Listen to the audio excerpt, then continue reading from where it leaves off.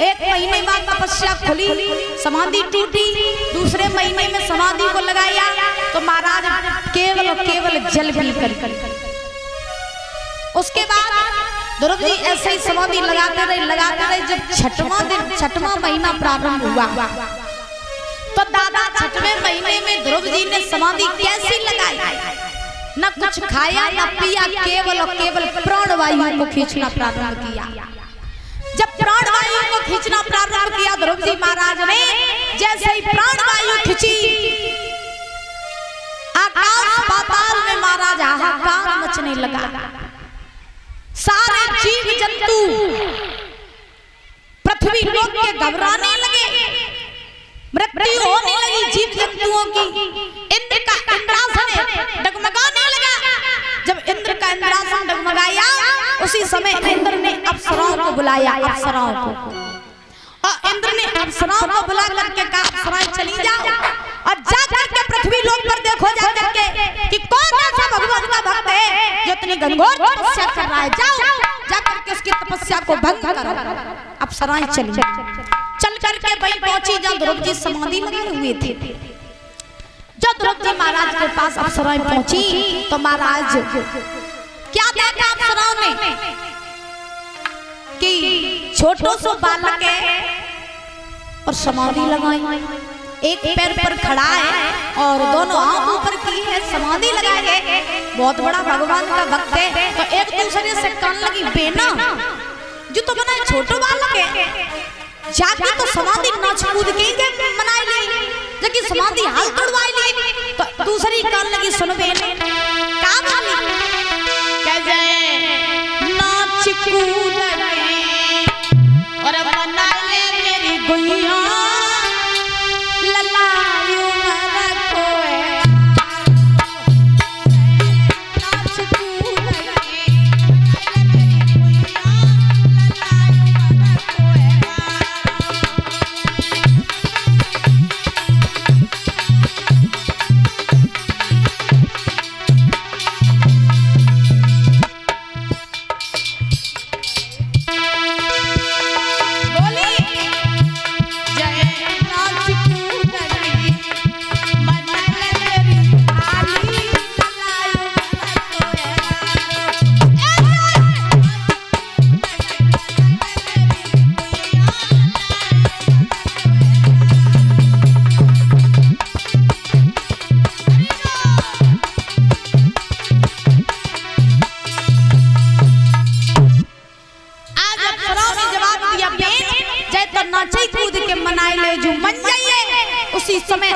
नाचने लगी, फूलों की वर्षा करने लगी। लेकिन ध्रुव की समाधि नहीं टूटी।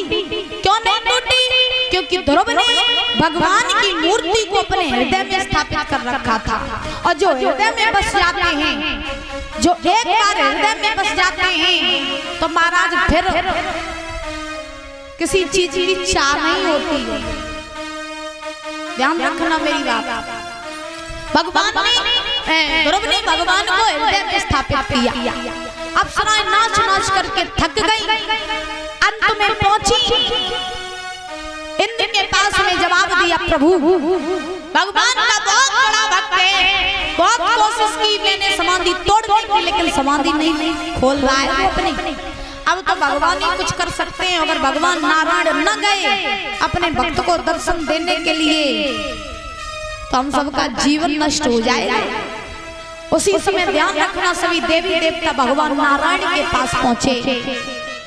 जब नारायण के पास में भगवान पहुंचे, पहुंचने के सभी देवी देवता पहुंचे नारायण के पास, तो जवाब दिया, प्रभु आपका भक्त है, पृथ्वी पर समाधि लगाई है, ध्रुव नाम है, अगर आप उसे दर्शन देने के लिए न गए तो हम सबका जीवन नष्ट हो जाएगा, क्योंकि वो प्राणवायु को खींच रहा है।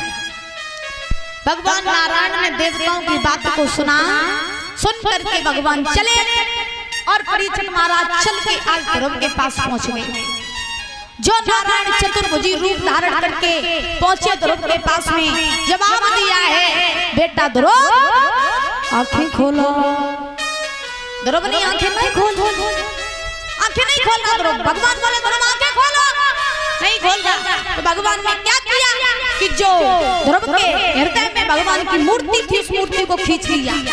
जैसे ही उस मूर्ति को खींचा तैसे ही महाराज आज ध्रुव को वो दर्शन, मूर्ति के दर्शन नहीं हुए। उसी समय ध्रुव पछाड़ करके गिर पड़े। जो पछाड़ खा करके गिरे, सोई भगवान ने आज ध्रुव को उठा लिया, उठा करके गोद में बैठा लिया।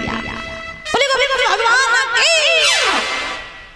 जो ध्रुव को गोद में बैठा ला, ध्रुव की आंखों में से आंसू निकलने लगे। बड़ा सुंदर दृश्य है। अब भगवान बोले बेटा ध्रुव, तेरी भक्ति से हम बड़े प्रसन्न हैं, तू हमसे कोई वरदान मांग ले। तू हमसे कोई वरदान मांग ले, बड़े प्रसन्न है तेरी भक्ति से। तो जो इतने बच्चन कहे सो ध्रुव जी बोले प्रभु हमें आपसे वरदान तो कुछ नहीं चाहिए, अगर आप हमें देना चाहते हो तो आप हमें आपकी गोद प्राप्त हो गई, हमारे लिए यही बहुत है। आपकी गोद प्राप्त हो गई, मुझे संसार का सारा सुख मिल गया प्रभु, अब मुझे आपसे कुछ नहीं चाहिए। लेकिन फिर भी बड़े दयालु हैं हमारे ठाकुर, आज ध्यान रखना परीक्षित महाराज। भगवान ने जवाब दिया है, हे ध्रुव तुम्हें कुछ मांगने की चाह नहीं है, लेकिन जाओ हम भी तुम्हें ये वरदान देते हैं कि तुम पृथ्वी पर रह करके 36,000 वर्ष तक राज्य करोगे। कितने हजार वर्ष तक? 36,000 वरदान दिया। जाओ 36,000 वर्ष तक तुम पृथ्वी पर रह करके राज्य करोगे, और जब तुम्हारा राज्य से मन भर जाए तब तुम मेरे पास चले आना। अपने मन से तुम मेरे धाम को चले आना। इतना कह करके भगवान ने ऐरावत हाथी को बुलाया, जो इंद्र का ऐरावत हाथी था उसको बुलाया, हजारों हाथी घोड़ों को बुलाया। ध्रुव जी महाराज के ऐरावत हाथी पर बैठा करके भगवान ने विदा की। जब भगवान ने विदा की ध्रुव जी महाराज की, तो देखो परीक्षित महाराज छोटा बालक है 5 साल का, और 5 साल के बालक को जब भगवान ने दर्शन दिए तो भगवान ने क्या क्या कि तुम हमसे कुछ मांग ले हो। तो ध्रुव जी कहने लगे हमें तुमसे कुछ नहीं चाहिए, तुम्हें गोद में लगी बहुत है। और आजकल बालकन की तो छोड़ोगा, अगर मेरी समझ में कोई भगवान साक्षात उतर आए तो आज वो मनुष्य भगवान का जय मांगे प्रभु हमें और कुछ न दे, केवल धन दौलत दे दे, केवल धन दौलत सोना चांदी हमें दे दो बस प्रभु, हमें माला माल कर दे, वो हमें कुछ न दे।